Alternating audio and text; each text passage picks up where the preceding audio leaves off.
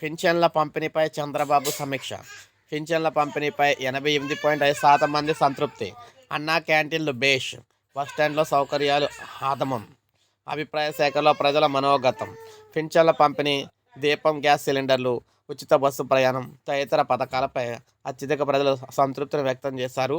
పింఛన్ల పంపిణీలో అవినీతి లేదని 88.5% మంది సమాధానం ఇచ్చారు. సగటున చూస్తే ప్రభుత్వం అమలు చేస్తున్న పథకాలు, వివిధ సేవకులకు సంబంధించి సంతృప్త స్థాయి 70% పైగా ఉంది.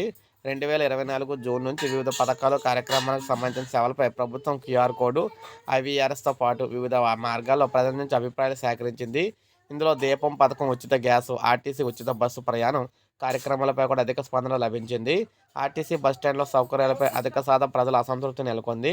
కూటమి ప్రభుత్వం అధికారంలోకి వచ్చిన తొలినాల్లోనే పోలిస్తే విద్యుత్ అంతరాలు, వోల్టేజ్ సమస్యలు అయితే పెరిగాయన్నమాట.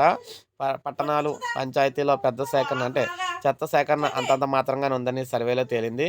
దేవాలయాల్లో ప్రసాదం నాణ్యతగా ఉందని, సంతృప్తికరంగా దర్శనం చేసుకుంటున్నామని అధిక శాతం మంది అయితే చెప్పారు.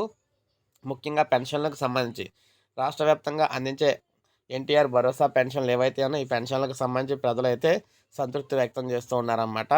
సో ఇలాగే కంటిన్యూ చేయాలని, ఇంటింటికి తీసుకెళ్ళి ఇన్ టైంలో అందించాలని చెప్పేసి అందరూ కోరుతున్నారు. సో ఇది మనకు అప్డేట్. ఒక లైక్ చేయండి, సబ్స్క్రైబ్ చేసుకొని మన ఛానల్ సబ్స్క్రైబ్ చేసుకొని ఫాలో అవుతుండండి.